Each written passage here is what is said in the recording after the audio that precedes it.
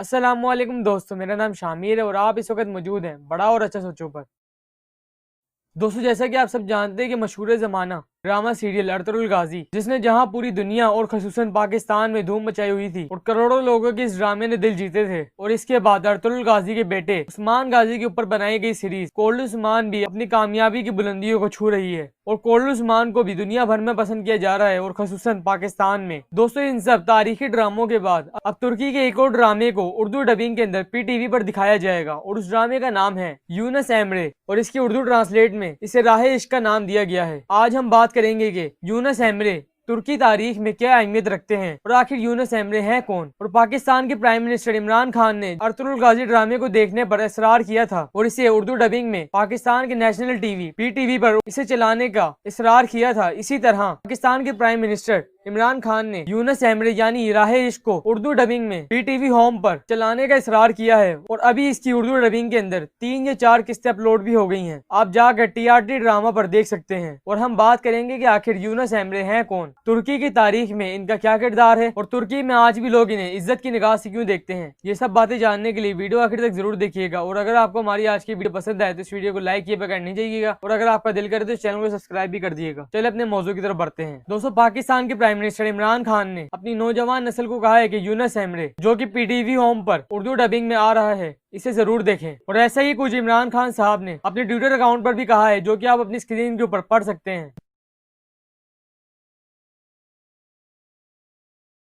दोस्तों, यूनस एमरे इस ड्रामे को तुर्की के सरकारी चैनल TRT पर 2015 में सबसे पहले नशर किया गया था और अब 2020 में यूनस एमरे को राहे इश्क के नाम से पाकिस्तान के नेशनल टीवी PTV पर उर्दू डबिंग में जारी किया जा रहा है। और हम आपको साथ ही साथ ये भी बताते चलें कि जैसा कि मैंने अभी कहा कि इस ड्रामे का आगाज तुर्की में 2015 को हो गया था और आपको ये भी बताते चलें कि 2015 में यूनस एमरे का पहला सीजन तुर्की के नेशनल टीवी TRT पर दिखाया गया था और इसका दूसरा सीजन अगले ही साल यानी 2016 को तुर्की के नेशनल टीवी TRT पर दिखाया जा चुका था। दोस्तों, ये बात भी सच है कि ये ड्रामा अभी तक अर्तुगरुल गाजी जितना तो मशहूर नहीं हुआ, लेकिन उम्मीद है कि अगर आवाम ने इसे देखना शुरू किया तो यकीनन ये ड्रामा भी अर्तुगरुल गाजी जितना तो नहीं लेकिन मशहूर होने में उसके करीब तरीन जरूर पहुंच सकता है। दोस्तों, ये ड्रामा 13वीं सदी के शायर यूनस एमरे के ऊपर बनाया गया है और यूनस एमरे को तुर्की के सूफी शायर और अहम शख्सियात में गिना जाता है। यूनस एमरे 13वीं सदी के अनातोलिया जो कि मौजूदा तुर्की है इसमें अपनी जिंदगी गुजारते थे। वैसे तो अर्तुगरुल गाजी की तरह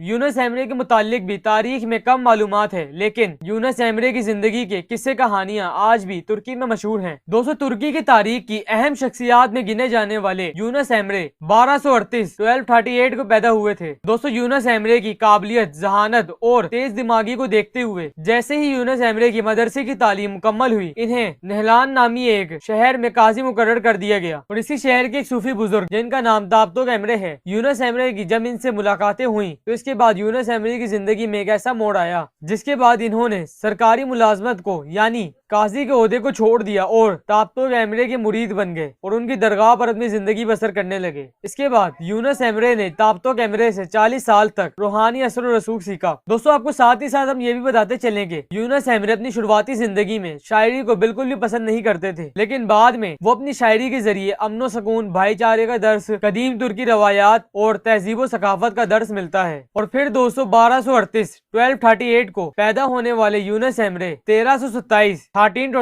को इस फानी दुनिया से कूच कर गए और इसके बाद अनातोलिया के साथ साथ पूरी दुनिया में इनका चर्चा था और आज भी तुर्की समेत पूरी दुनिया में इनका नाम बड़े अदब से लिया जाता है। दोस्तों, फिर जब 1991 में यूनस एमरे की 750वीं बरसी बनाई गई तो अक़वाम मुत्तहिदा ने इस साल को यूनस एमरे के नाम पर आलमी सतह पर पूरी दुनिया में मनाया और आज भी तुर्की में बहुत से अहम मुकामात और इमारात पर यूनस एमरे के मुजस्मे मौजूद हैं। दोस्तों, तारीख में आता है कि यूनस एमरे ने अपनी जिंदगी वहदानियत और खुदा और इसके बंदों से प्यार और मोहब्बत और दोस्तों यूनस एमरे ने इस्लाम के 3 दर्जे बयान किए हैं, जो कि कुछ यूं हैं। पहला ईमान, दूसरा इस्लाम और तीसरा एहसान। पहले का मतलब एक खुदा को मानना जो कि अल्लाह है, दूसरे का मतलब इस्लाम के कवानीन और असूलों की पैरवी करना और तीसरे का मतलब खुदा की मखलूक से मोहब्बत और उसने सलूक करना। दोस्तों, मैं इस ड्रामे के मुतालिक सिर्फ ये कहना चाहूंगा कि जो इस ड्रामे को नहीं देख रहा जल्दी से जाकर इस ड्रामे को देखना शुरू कर दे और मुझे यकीन है कि आप इसे नापसंद नहीं करेंगे और एक किस्त देखने के बाद अर्तुगरुल गाजी की तरह इसकी सारी किस्तें देखने पर मजबूर हो जाएंगे। तो अगर आपको हमारी आज की वीडियो पसंद आई है तो इस वीडियो को लाइक कर दिएगा और इस वीडियो को अपने दोस्तों में भी शेयर करिएगा ताकि वो भी इस इल्म से वाकिफ हो सके। और उम्मीद है आज की छोटी सी वीडियो से आपके इल्म में जरूर इजाफा हुआ होगा। दिल करे तो सब्सक्राइब जरूर कर दीजिएगा। Thanks for watching my video. Allah Hafiz.